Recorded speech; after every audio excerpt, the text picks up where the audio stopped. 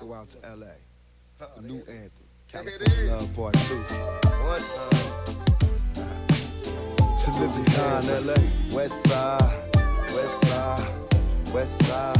To live in Don LA, where everybody try to fatten their pocket. So many hustle for the cash, so it's hard to knock it. Everybody got their own thing, currency chasing. Worldwide through the hard times, worrying faces. Yeah, hello. God bless you, community family, and welcome to Gang Talk, where Skipp and I have been doing this for quite a while on radio and trying to communicate with our communities about how important this subject is. And we are so blessed to have had that opportunity for all these years, as we are so blessed to be with Morris Media at our last show of 2017, but that we have successfully completed 2 years thanks to Morris Media. And we not only completed 2 years, but we have the additional hour of time to spend with you, and we also have the benefit of having call-ins. So God bless you once again, and welcome to Gang Talk with Skipp Townsend's sister Herron. And so, Skipp, I would like to thank you. I appreciate being thanked, but I always give honor and praise to God. I'm truly grateful to be alive. I am not dead or in jail, and I'm grateful for that. Yes. I'm grateful for waking up every morning. I thank God for that. And as I was sharing off air, that I'm thankful that I'm not going to any funerals soon, and that, bad situations turned out to be okay. Mm-hmm. And, so just grateful to be going into 2018 soon, and just glad to be here. Sister. Yes. Well, we're glad for your recovery. That's really where it starts, because we could have lost you years ago, but God didn't plan it that way. He had another purpose for you. So your life was spared. He woke you up, brought you back, working on a right mind.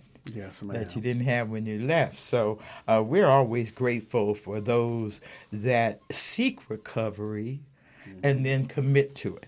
Yes. And in this arena, that's imperative. If you're not committed to it, it's not going to happen. So we enjoy that about working with you and the Watts Gang Task Force and Southern California Ceasefire Committee.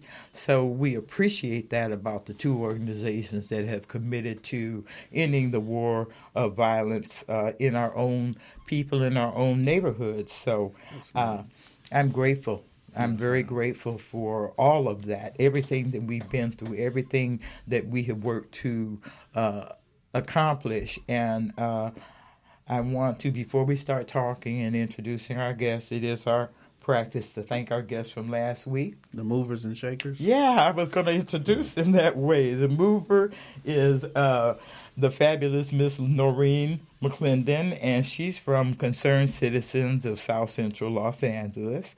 And then the shaker is Danny Shaker. Was it Danny or David?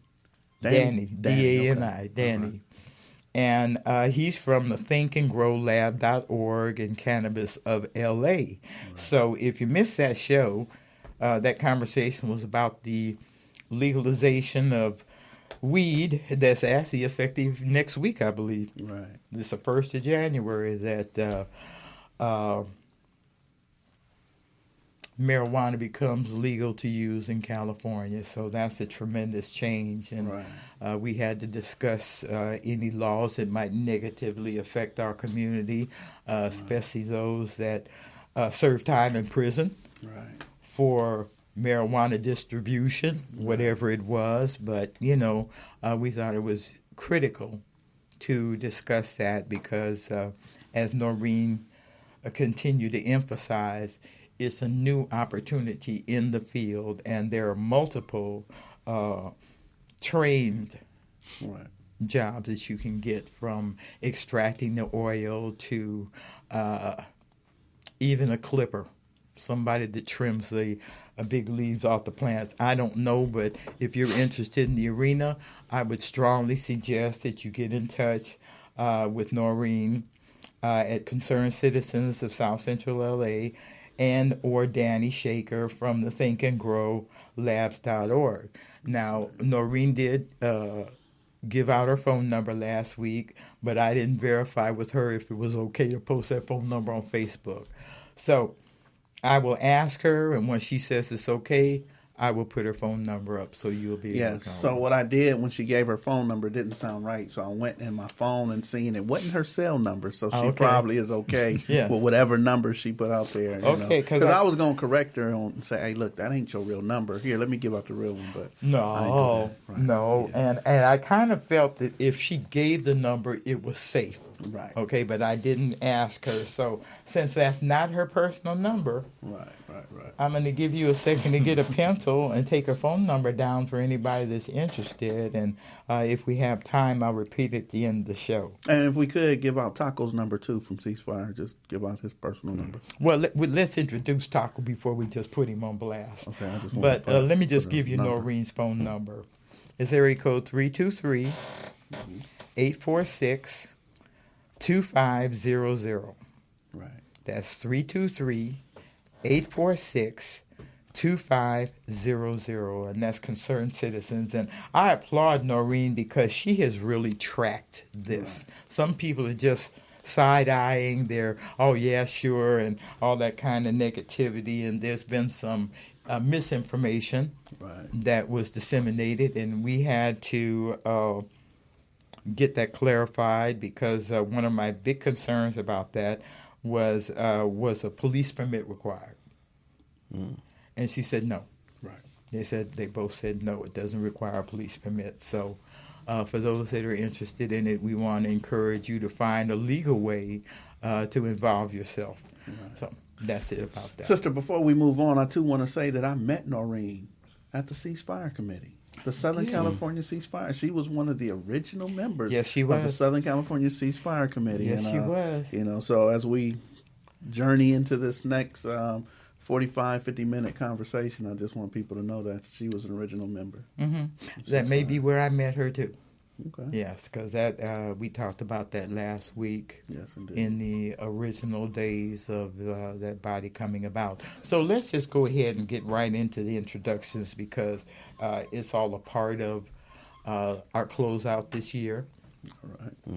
Well, let's start with you, young man. Well, good evening. My name is Ben Owens, also known as Taco. I'm with the Southern California Ceasefire Committee, and you can call me at 310-916-1902. And please only call after midnight. After midnight? After midnight, please. Sister, he just gave out my phone number. So we're going to have to... I knew there was something funny about it. Look, just disregard that phone number. Disregard. It's just an inside joke, okay? We ain't trying to start no trouble after midnight for anybody here. Okay? The pastor can't get right. Good evening, everyone. My name is Tim Cornegay, and I'm with Southern California Ceasefire Committee. Yes, indeed. Mm-hmm. All right. Well, as you know, it's our year-end closeout, and I asked you to come to share in the updates, the progress we've made this year, and to talk a little bit about what's been accomplished, and then we'll move into where we're headed next year. Well, first let me say Merry Christmas, Happy Birthday, Same day. Happy New Year.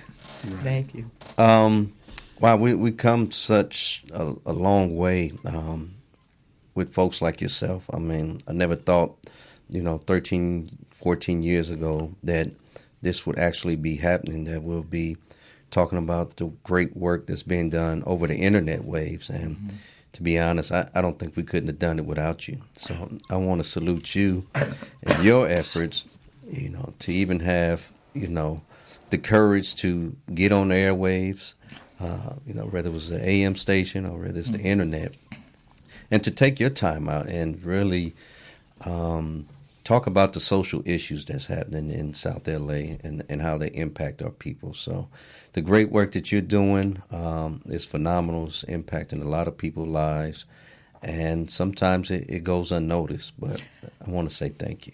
Well, you know what, let me just put a pin in that because I appreciate that, but what I want people to know is that I'm only here by God's mercy, will, and way, and His direction. And I want to be real clear about that because if it was just Lita, you wouldn't know me. I'd still be at home hitting the floor. See, because what people don't understand, we raised our children in a gang-affected community too. You know, people shooting at our neighbors, our children learning to, when you hear gunfire, the first thing you do is hit the floor. And that's a story that repeats itself everywhere we live. It's not just on my block, and we want to talk about some improvements that have happened in our community this past year that are outstanding. They're outstanding. And there's no way that I can take credit for anything that God led me to and got me through. You know, because you could even say it was selfish motives. When they were trying to kill my neighbors, I got angry. And I went from fearful, running and hiding in the back of our home and just protecting our children, that I got angry and I ran out and became a witness. That's when it changed for me. When I went from hiding to turning into a witness. It's like, where did they go? Who was that shooting? What the car looked like. So that was really the beginning of it. And I wasn't the only one. But my personal anxiety and frustration and fear for my children drove me out like a bear. You know how a bear protects their cubs? Mm-hmm. Well, that's who I turned into. Only my cubs became all the young men on our block. All of them. And then I wondered about the cubs from somebody else's neighborhood that was shooting at them. You see? And I had to accept, well, they're being shot at because they're shooting over there. You see, so it's a common thread that ties all of us together. No community is better than any other that has been oppressed by this violence and danger. So I thank you for that, but it's a we thing, and I'm just proud to be a member of that we, us, ours, what we're doing for ourselves. How can we make a difference for our kids, you see? So I appreciate that, but the credit goes to everybody, and blessed to have found ceasefire along the way, because truthfully, when I found you, I'd already been marching around the city with grieving mothers, and that's really where I got my start, with the mothers' tears, their hurt, their pain, their anger, and people were just ignoring them. They were just ignoring them, and it's like, come on. These ladies are crying because their children have been killed, and we don't care enough to involve ourselves to stop it. So that's how I got my beginning. God asked me, well, what are you doing? You're complaining. I hear you praying. I hear you crying. What are you doing? Just praying and crying. It's like, well, is that it? So after prayer comes the and-do. Right. So I became an and-doer. That's all. Well, you know, as we approach, it's 2018 coming, right? A few days from now, but 2019 will mark the 50-year anniversary of the Bloods and Crips existing in South LA. And for 50 years, a culture of what? And defining what that meant or what it means now is extremely complicated, because we've come a long way, still got a long way to go. I was in a training with Skipp earlier today. He said something pretty profound, which is rare, but but he walked. Did you invite them? You invited them? That's him. That's not me. Yeah, him. Right. Nah, you're not like that, man. He didn't show up. Right. He walked in the room, and it was it was our ambassador training, but a lot of former gang members, Crips and Bloods. And he said something profound, and it really didn't, I've never really thought about it until he said that. But he said that he was going to ask everybody, who's a Crip? Raise your hand. And at 52 years old, I said, I probably would have raised my hand. And not knowing that it's extremely difficult to define what a Crip is. Me being 52 and a young man being 17 might have totally different understanding or definitions of what a Crip is. So again, we built a culture, we existed in a culture, but we really can't own it or claim it anymore, because it has so many variations and definitions of it, that it's time to try to hone it on in now. I mean, we've had 50 years to put it together, to determine what's its existence, but what's its destiny as well. Mm-hmm. And so I'm looking forward to that. Like I said, things are getting better, but they also could be better than what they are. And it's going to take the help of everyone to really get us a collective understanding on what are our next moves to make this stop. Well, let's not jump ahead, because we haven't even talked about the good things that transpired this year. And I was trying to find my cell phone because I wanted to check the end of the year crime stats. So I went to the LAPD website and I got a photo of, and I'm only interested in homicide, and that's why we're here. But I wanted to talk about the decline. I want to talk about the essence of spirit that's making that possible. And also to hear from the sheriff today that even in the sheriff's, homicides are down. Shootings are down 40%. Homicides are down 27% for the sheriffs. Mm-hmm. And the city of Compton is doing great. That's some great news we want to share at the end of this year. They talk to people from Compton that talk about how much nicer it is now, that what it used to be versus what it is today, you see. And so it's people like you, the Watts Gang Task Force, the membership of the Southern California Ceasefire. It's all these community members that have had a direct impact in giving us an alternative. Taco. Mm-hmm. Mm-hmm. Yeah. Well, we, again, with the great helps of Tim coming on board and giving us, some insight as to, what things look like from afar, and it's not to say, no, you're doing it all wrong, but basically nudging us to say it's time to move in a different area. Okay, so time for real change. Time for real change. Sound like cheetah, girls and gangs, okay? Because that's where that's from. All right. And I just want to let him chime in because he's contributed to the table a lot and kind of caught us on the carpet because although ceasefire, its existence has been around for the past 14 years, extremely phenomenal table with great people. And offering one of the services that is offered at the ceasefire table is therapy for a lot of people that come to that therapy, people that are wounded and people that need healing.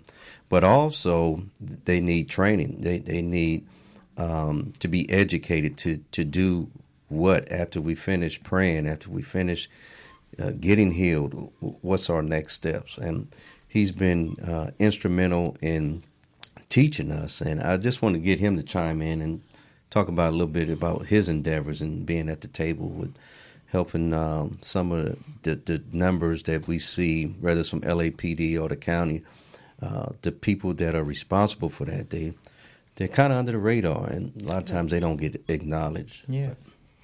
Well, for me, I think the decreasing amount of violence is a good thing, but it's as equally important to find out where the cause is and to address the cause so it doesn't flame up again like it has in the past. And one thing that we have done previously is addressed like the direct impact and not went to the cause of it. I don't think that as a group we spend as much time with kids as we should or tried to wedge our way in schools at the earliest of ages, not just in junior high schools, but in grade schools, because kids are learning how to embrace this culture at the earliest of ages, and we aren't focused on that. We also need to address maybe a teaching component to teach teachers how to recognize what this growing psychology looks like at an early age. When a kid's language changes and you can realize that this individual is leaning towards a particular environment or a particular set of friends and what that could possibly mean. Now, it's a wonderful thing that the sheriffs are like reporting decreases, and the police are reporting decreases. But what are the increases in like their participation in developing a relationship in the communities that they work in? We're not here to condemn LAPD or put them on a pedestal. We just have to accept that our work involves them, even when they're wrong. Even when they're wrong, we have to confront them about that wrongdoing, and a lot of times there's friction there because we have a very specific purpose at Ceasefire, and that's to end the homicide among our children. And that's something LAPD can't do. They're here to arrest. That's their job. So fixing what's broken in us, we're never going to get that from them, and I don't expect that from them. I expect it from the people that I'm surrounded by. We're the ones that make the difference. I don't care what law enforcement credit they give themselves, but it's the people on the ground in the communities that have made this difference. And the other thing I want to add, I agree with you about the young folks. The sad reality for me is that everybody wants to take care of the elementary school and abandon middle school and high school. You see, if you don't catch that child at elementary school, then he's going to get worse in second. And so we've tried for decades to try to get some understanding with the school board and just have been rebuffed. And as Skipp just talked about a couple of weeks ago, that you're not qualified to be a gang expert. Right. The depth of your work, the amount of training you've had, the amount of exposure and experience. You see, they put limitations on us. See, I want to go into the junior high schools. I want to tackle and I even mentioned this the last time there was a disrupt at a Gardena High School, that there should be a crisis number where the young people could call him and get direct advice from somebody who knows what he's talking about, instead of a school-hired generic counselor that has no exposure, no understanding, and no solutions. You see, so Ceasefire has been pushing for these things since day one. Okay, and if we're not on the school campus now, see, because I know that you used to have those detentions. Talk a little bit about that. At the middle school, right? Yeah. And talk about that. At Perry Middle School, actually, it was 3 components to the after-school program and the Saturday program. It was for kids who had gotten in trouble at school, and instead of suspending them, sending them to detention. Then there was also students who were on probation and who had to do community service, and they would also go and do it through detention.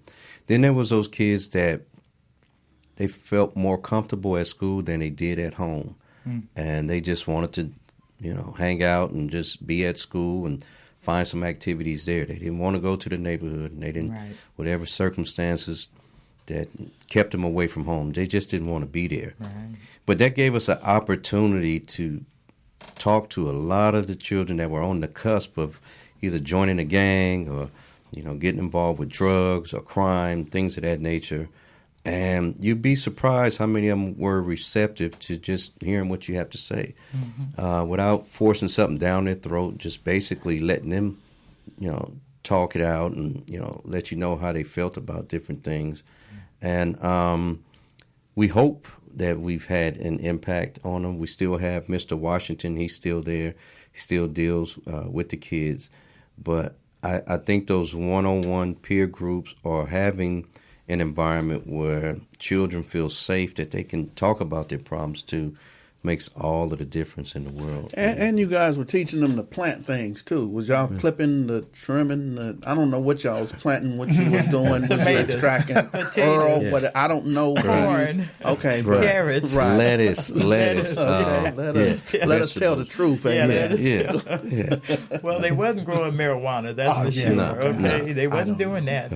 No, and see, this is really what I had hoped that we would be able to expand, in that if a child is in crisis, they need somebody in a threat crisis. Right. They need someone with that kind of understanding to mentor to them. And I find that the skeptical kids don't respect outsiders. Right. They don't respect an outsider. Just because you're a counselor and you got that whatever degree that is that you have does not mean you can relate to my trauma. Right. You see?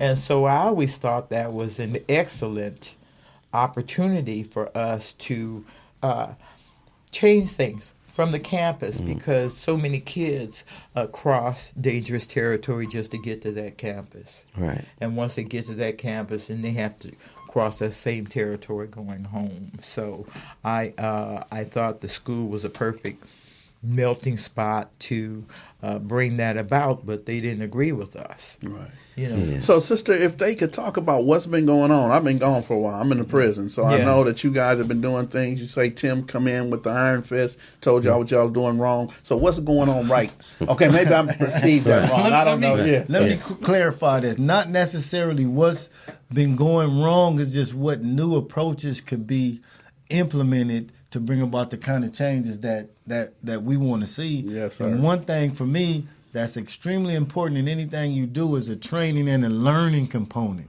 Right. That and the ability to take that skill set and recalibrate what you already know to deal with what you're faced with. And right now we know we have this problem, but how have we equipped ourselves, like psychologically and in our learning application, to address it, because it's changed. Like Tago said, you know, we're dealing with the equivalent of a grandfather. This thing is finna be 50 years old. You cannot address this 50-year-old problem the way we may have wanted to address it 5 years ago, 10 years ago, 15 years ago. So what new techniques do we need to adopt to be able to attack it? Because that's what it's going to take. Because this is a war against unawareness. This is a war against ignorance. This is a war against apathy. This is a war against indifference. This is a war against hopelessness that we've let take seed in our community. This and is it's a war been against nurtured. self. Yeah, but it's been nurtured by a lack of caring, or through just not knowing better. We've turned a blind eye thinking this was going to go away, and now this thing has gray hair and a beard. And it's been consuming lives for 48 years. Yeah. I'm going to steal that. Well, you know, there's just, as somebody told me back in the day, when we was just coming out of that smoke-filled room upstairs where nobody was smoking. Right. All right. That, you know, sister, you're going to have to pace yourself. And it's like, pace myself. Well, you know, this didn't happen overnight. And it's not going to be fixed overnight. So you're going to have to pace yourself for the long haul of what it takes to get this out of our system. And those were wise words, because I'm looking for the quick fix. Let's come in here, big bang, get it done, make it happen, stop the killing. And he wanted me to know, bless his heart, that, it ain't going to happen so quick like that. So I had to calm down and get with the pace. Get with the pace. And in the beginning, we had people that wanted to train us.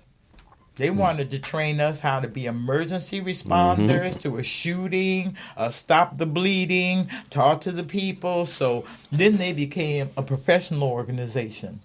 But I believe you, didn't you graduate from the first training class? Yeah, several ceasefire members went through their training program. And then along the way, we got the grid. You want to say what the grid is, Skipp? Yeah, it's Taco is my supervisor and I work for the grid. What does it stand for, Taco? Gang Reduction Youth Development. Yes. And that came from where? Came from Jeff Carr. Reverend Jeff Carr. He was the deputy mayor for It came Antonio. from the mayor, and Right. Jeff Carr became the... Deputy Mayor. Right. So, but Jeff Carr was a major influence with Mayor Antonio Villaraigosa. He brought a lot of things back. He was the executive director of a center out here, Breezy or something like that, off of Vermont, and he went to Boston, and he was gone for a while and started dealing with a lot of things. So when he came back, the one thing he wanted to see was some of the things that a guy named Shell Dog started, which was the Summer Night Lights. It was called the Summer of Success. Right. So he brought that, and he brought this idea, and they created the zones. And yes, the mayor did assign him as the gang czar. Gang czar, yeah. But a lot of those ideas were really his.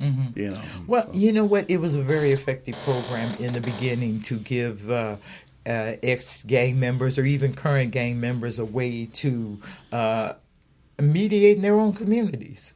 That was the best thing the grid did, was allow an ex-offender or ex-participant, or I can't even say current. But they were already doing that, though.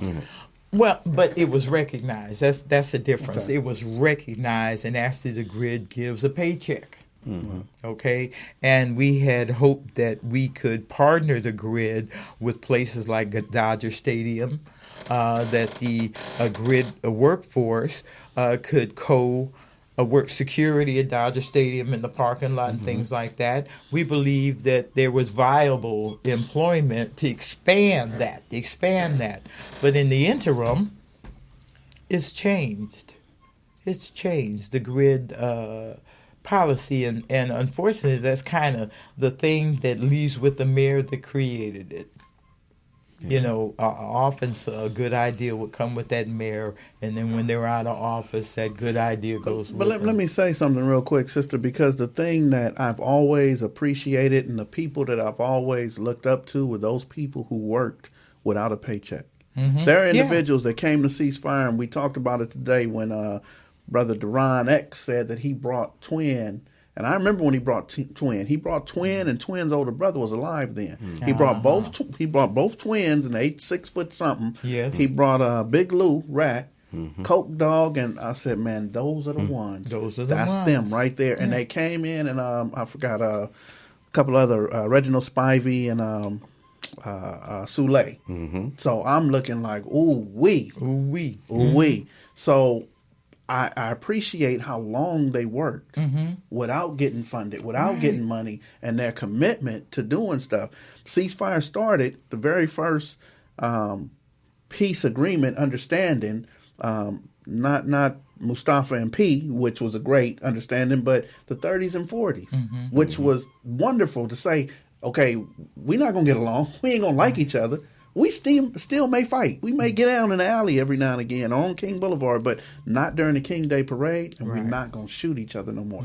That's what it's all about, and there was no money involved. There was absolutely no checks. Nobody could tell us that was the thing to do.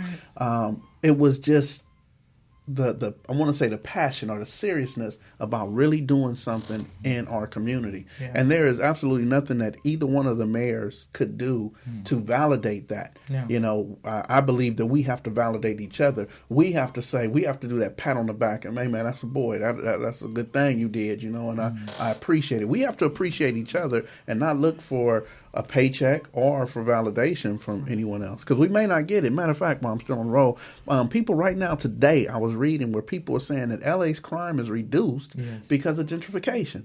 No. They're saying, no.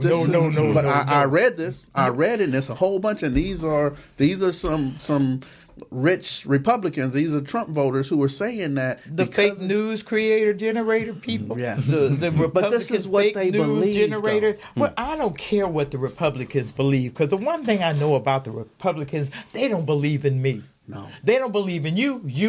They don't believe in my people. They don't even believe about the common people in this country. So when I look at the quality of those that are supposed to be leading this country, it's like, where are they? Because nobody's here for my community. None of those are here for my community and what my community needs. That's so obvious with this big, huge tax break. AT&T laying off 18,000 people this last year, and then that $1,000 bonus that they talked about, they're getting this tax break, that's a lie. They ain't paid nobody anything, and it's on the news today that AT&T lied about that kickback they're going to give this year. See, so this is beyond our scope. We're down here trying to survive in our day-to-day. We're trying to save our kids. Our kids aren't even paying taxes yet. What's going to happen to them by the time they do? You see, so I think we got to educate them, though. Just like the brother said, we got to educate our children that there is a force greater than what they can see. Yes. That right now, these people are teaching their children that. Yes. These people are teaching their children how to manage people, how to manage time, while I believe we're teaching our children how to get a good education and get a job. Yeah. So they're teaching something totally different. So if I do go into elementary schools with Tim and we're talking to the kids, we're teaching them at a position of weakness anyway. When they're teaching their children at a position of power, they're going to teach their children how to dominate our children unless we teach them exactly what we're learning about this gentrification, about how people are coming in, buying up buildings. Do you know what happened with J. Edgar Hoover? What they did was they cut all the black businesses out the community. Think about Western Avenue. Yeah. Some of y'all know about Western Avenue. You know about Western Avenue. Yes, how many black businesses was on Western Avenue before they started shutting them down? Well, Skip, the one thing that I lost in the black businesses in my community was because of crack. I mean, Mr. Parker's Closet, that was a place to go. If you wanted your fine threads and stuff like that, you went to Mr. Parker's Closet. Mr. Parker's Closet was across the street from Fat Burgers. Right. Okay? And it was a big place. Like the Men's Warehouse is now, that's what Mr. Parker's Closet used to be. And Parker was doing so good, it was a Mrs. Parker's Closet. That's where I bought my stuff. Okay? Right. But drugs took that. And sadly... Where did drugs come from, sister? You know Freeway Rick didn't have them by himself. Where they come from? All right, look, let me... The CIA? He was on the validation. I want to make a comment about that. The CIA? Because validation is important, and we need to realize that we are validating a misbehavior, and we're allowing the community to do it. And when I was talking about like the sheriffs and the police, and they do it, and we're unaware that it's occurring. Soon as this misbehavior that leads to gang activity manifests, we validate it with the "What's up, little homie?" And we allow the police officers to address us by the nicknames that we want to be called by. That's a point of validation. When we're in school and we act up and it's a particular group of misfits, and I'll claim being a misfit when I was a kid to say, yeah, that's cool. That's a validation. When are we going to start validating like the positive behavior and stop pointing an accusing finger at an individual that's super smart? Like being smart ain't cool. They call them yees. Yeah, where I come from, they say, man, you a yee. Man, I get straight A's, homie. Well, you a yee. You ain't with this life. But we did all of that. You know, we went through that phase. It ain't cool to be in school. Right. You know, we went through that phase as hard as we were to get that education. Then we turned on ourselves and, you know, it ain't cool to be in school. So I'm not denying that we've been through some changes. What I'm trying to get at is that we were seriously impacted in a negative way when they dropped those drugs in our community, and everything changed, and murder became glamorized, and thuggism and bling and gear, and we started lusting after those things instead of our inner spirit, the goodness of our blackness, and then your life became so worthless that I could take it.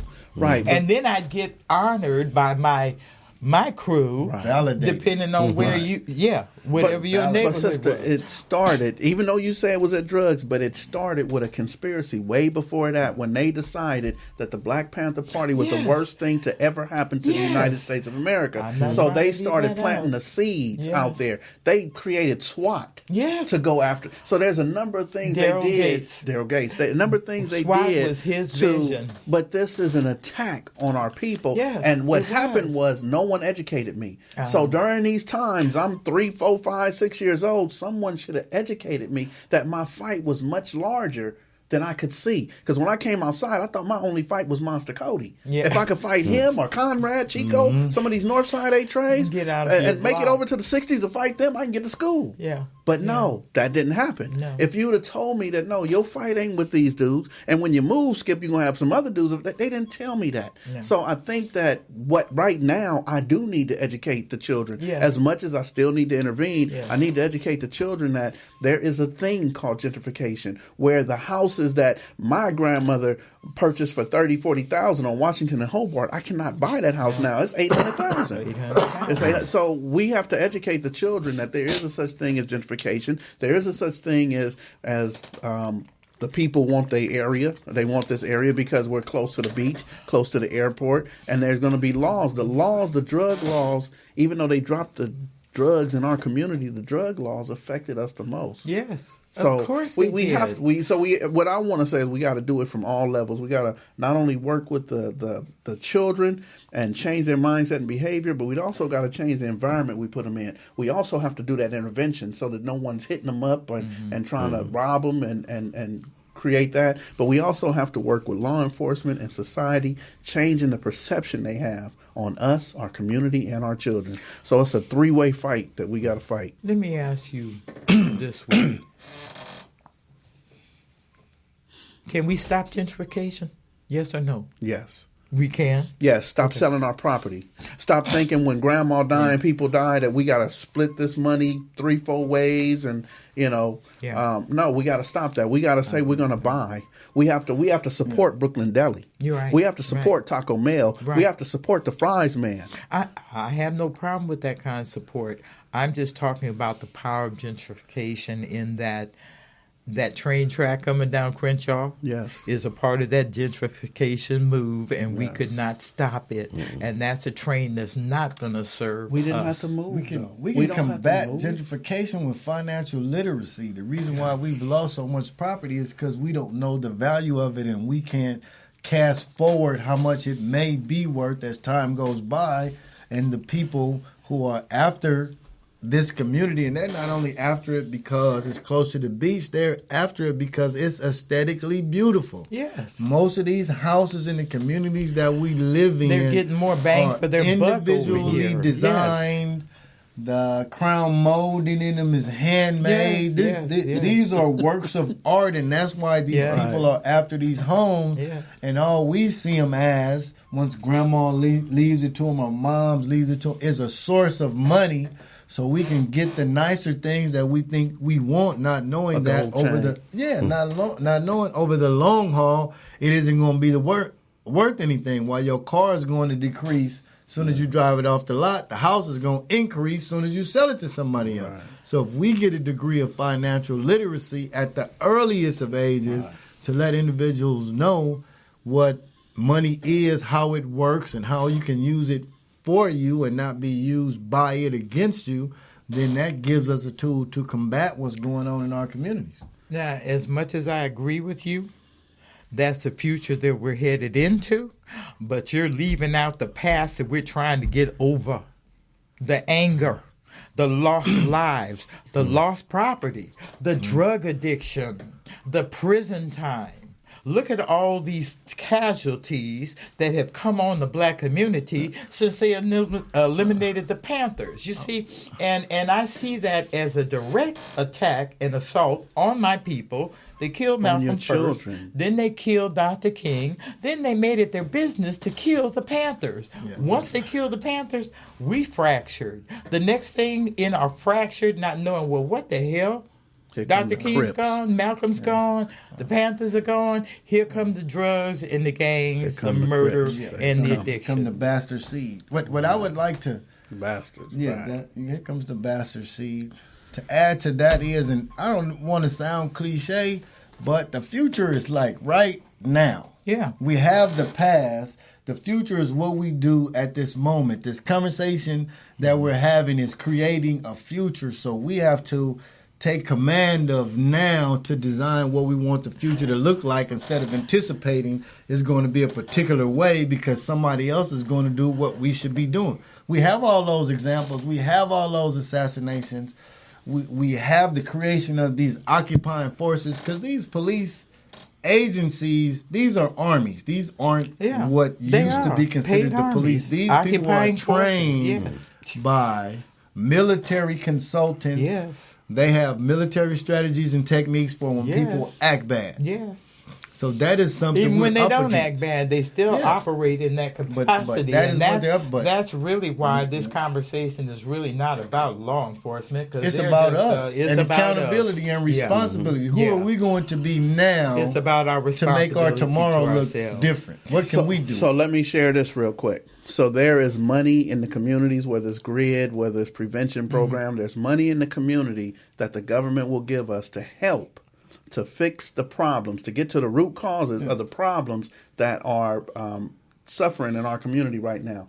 But what the government will not do is they will not fix the systematic conditions that we're living in that's needed for us to be able to prosper later on in life. Do you get that? So if I put this situation in your home, I'm just going to go right to your home, and I'm putting drugs and all kind of stuff in your home, and then I give you money to fix this, but I don't change it. I still got drugs out here. I'm still attacking your brother. I'm still doing these things.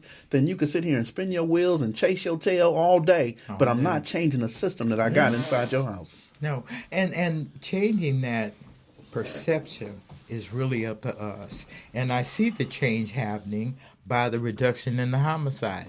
And who do I see making the change? The young people. The young people. And I hate to say this, Taco, because you know you've heard it. You old. The young people want to know, why should we listen to you old guys? You're the ones that left this nightmare for us. Yeah, OGs. OGs, yeah. You old guys. Old guys. Yeah, we don't. You left this nightmare for us. Answer them, Taco. Yeah. Yeah, well, I don't think the intent was, because we started out with an endeavor with no destiny in sight. Mm-hmm. And we were committed to whatever, being a gang member, wherever it would take us, we were ready to go there. Again, without no expectation, where is this going to lead us to? Mm-hmm. But I think where we're at now is kind of like when you talk about gentrification and some things that are going on right before our eyes, aside from the gang situations or the violence. I have a friend, he's a contractor. And sometimes he'll come to the neighborhood and he'll, hire different young men from the neighborhood. He doesn't hire them as carpenters or plumbers or apprentice, anything like that. He said, I'll hire you as a gopher. Mm-hmm. Gopher. So they said, well, what's a gopher? He said, well, when I need you to go for this and go for that, go get me the nails, go get me a 2x4, go get it. Mm-hmm.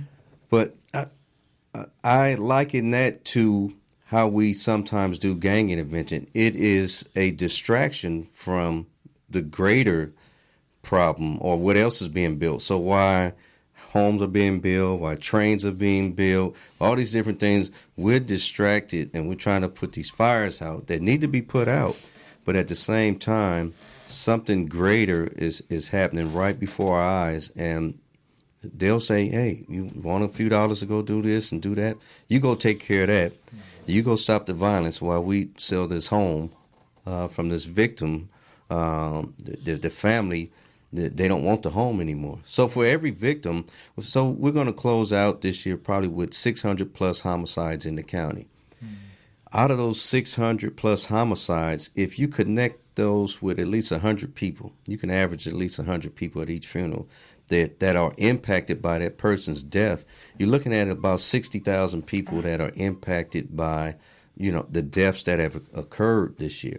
And however they respond to that, whether it's through retaliation or whether they say, hey, I'm done, I'm moving away, or, whatever their response might be, they're impacted by that. Yes. And so with that impact of, let's say, 60,000 people, it doesn't always paint a pretty picture, when somebody's murdered. And in a lot of cases, people, they don't want to be around no more. They won't change. They want more law enforcement. They want cameras. They want to move to another city, to another state. And with that comes what we see happening, right before our eyes. Mm. So a lot of things are going to happen within the next 10 years in South LA. I don't expect it to look like the same place. Mm. And I believe that something else is happening while we're, fighting amongst ourselves or putting out those fights. The last thing I'll say is this. I was talking to Skipp about a newspaper article that came out 2 days ago, and I sent it. It was about intervention in D.C. and Los Angeles. Mm-hmm. And the title was Crime is Down, Violence is Down in these cities, but not because of where you think it would be. And the story goes on to talk about intervention, one of them being Craig Baptiste and Roderick Jones and Skipp, and gives this layout of the great work that they're doing. Yeah. And it was the Wall Street Journal. Oh, okay. It was published that article came out. Okay. And when I called Craig and I told him, I said, man, you finally made it to the papers. You in the paper, man. You're in the big time. He said, oh, yeah. I said, yeah. I said, but you it's not in the Daily Breeze. It's not in the local newspaper. I said, it's in the Wall Street Journal. Right. He said, it is a Wall Street Journal? I said, yeah. I said, think about that for a minute. Do you know who reads the Wall Street Journals? Billionaires, millionaires. Yep. Why would they put your story in a newspaper that billionaires and millionaires read? I said, well, this is what I need you to do. I said, just go buy me a copy and autograph it for me. I want to save it. Mm-hmm. He said, okay. He called me back. He said, I've been driving all around looking for this paper. I can't find it. I said, go to Beverly Hills. Yeah, go to the West Side. Yeah. He said, I found one. He said, it's $4.30 for one newspaper. Mm-hmm. And it's a thin little thing like that. Yeah. But imagine that, though. But that story within itself, crime, violence, gangs, being published in the Wall Street Journal. First of all, it wasn't published for gang members or ex-gang members to read. Right. This is published probably for people who are in the real estate. It's for those Republicans. That's why I told you I was reading those comments. Yeah. I was reading the comments, and they were saying it ain't Skipp, it ain't Rod Jones, it ain't Big Baptiste. They were saying it's gentrification. That's what I was trying to tell y'all earlier. That's why I read the comments at the Wall Street Journal. These Republican people were saying that this is a fake news story, that the reason that the crime is down in these cities is because of gentrification. I try to tell you they're against us. They own us. Okay, let me put a pin in that, see, because this is a very prominent reason why I always keep what we do separate from law enforcement. They cannot do what you do.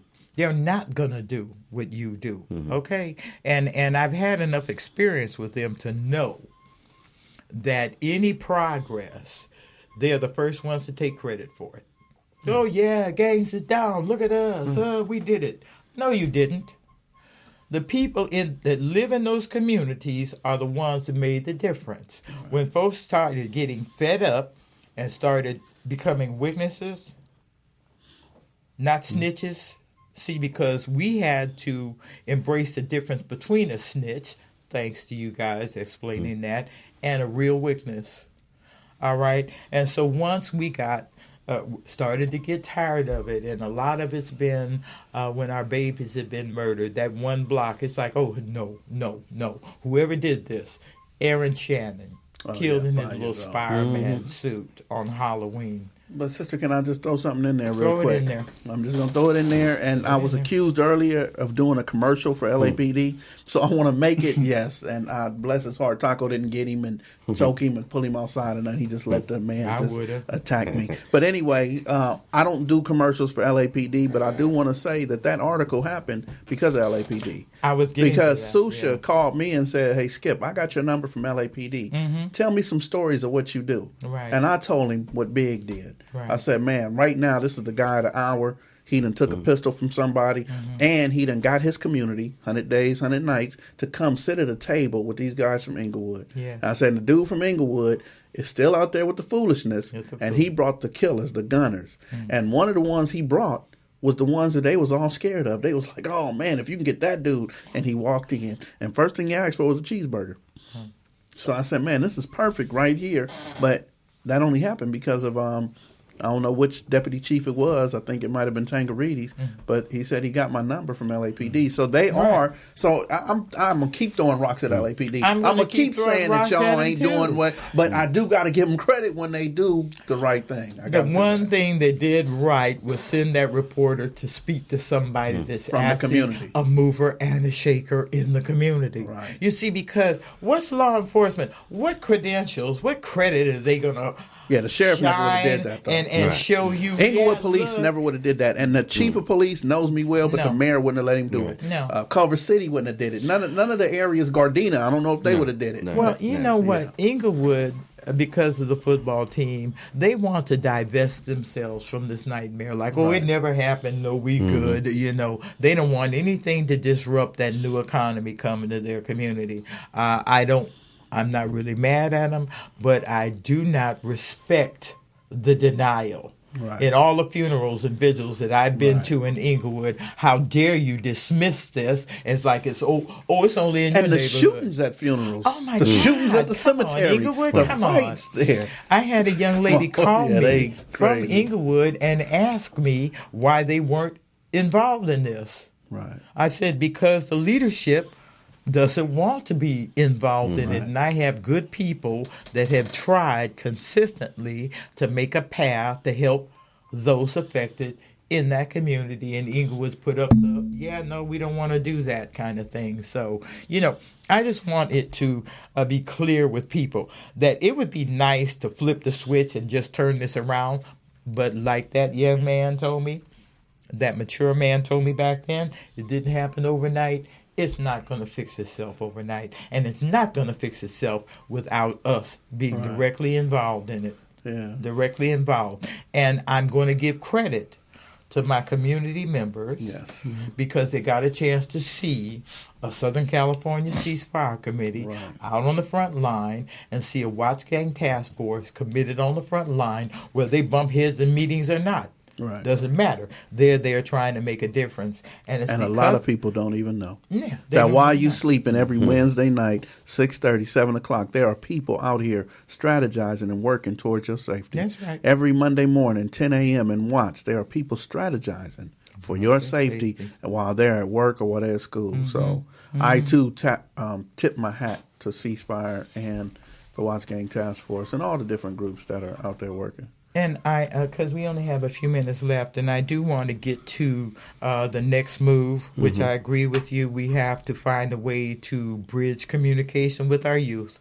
Yeah. I think that's the most important thing we need to be doing. What's the next move, Tim? Come on, man. We following your lead, bro. We're going to get trained up. Come to the mic, though. We're going to get trained up. We're going to learn as much about each other and share our individual skill sets so we can take that diversity and make real change. It makes no sense at this point for Ceasefire not to be a professional organization that addresses this issue in a professional manner and not everybody like trying to deal with it individually and not us all bringing what we know, everything, who we are present to this issue and giving it the power that Ceasefire has and that the community has, because we have to engage the community. Even though this has been going on for 14 years and every Wednesday and every Monday, individuals get together and try to come up with ideas how to address this problem. We need to bring the power of the thousands of people who live in the community that want real change to the table and say, hey, what contribution do you want to make to this? Right. That's the key question. Because there's a lot of people sit up and talk about what you should be doing next and what you should do. But you're right, they ain't bringing but they ain't bringing their contribution. No, and I'm going to say this one more time to my community because I've had to say this too often. It's our own apathy that allows this to continue, not these young men here, not me. Not those two organizations. It's your apathy and you're ignoring it and acting like, wow, it ain't happened to me, so it's them over there kind of attitude, as if your children have Teflon on them. And so I buried too many children from those families that said, oh, no, not me. That happens to somebody else. Sometimes they get involved afterwards. But we're going to run out of time, Taco. You got to say what the next move is. But the next move is to go into 2018 with the attitude of encouragement, first of all, empowerment, and then we're going to definitely leave our footprint, and we're going to make a change in our communities collectively. And we're not going to rely on the government to do it. We're going to do it. No. Right. And let me just quote these statistics before we go, because I thought it was important enough to take a picture of it. The homicides in the county, because you gave a full county, and I hate when you do that because I only pay attention to South Bureau. But in the county, gang shootings are down 40%, gang murders are down 27%. That's the county statistics, whatever number you gave. In the city of Los Angeles, LAPD, South Bureau, this is just South Bureau, they are down again this year, in that last year it was 116 year to date. This year it was 123. This year it's 114. All right. So that's just South Bureau, a drop in South Bureau. So when you quote those county numbers, I get a little upset because some of them domestic violence, some of them robbery and all that kind of stuff. And then the county goes from Pomona all the way to Palisades and Malibu and Palmdale. And So I stay in Inglewood, Compton, and South L.A. So, and I know the sheriffs cover some of that territory, so we like to keep it where the nightmare is. So for 2018, sister, can I tell you something? I want you to keep your head to the sky. All right? As long as it stays on this neck, I'm going to keep it up there. Well, God bless your community family. Thank you so much for coming tonight. Happy New Year to you. Happy New Year, family. We love you. And Gang Talk will be back next week.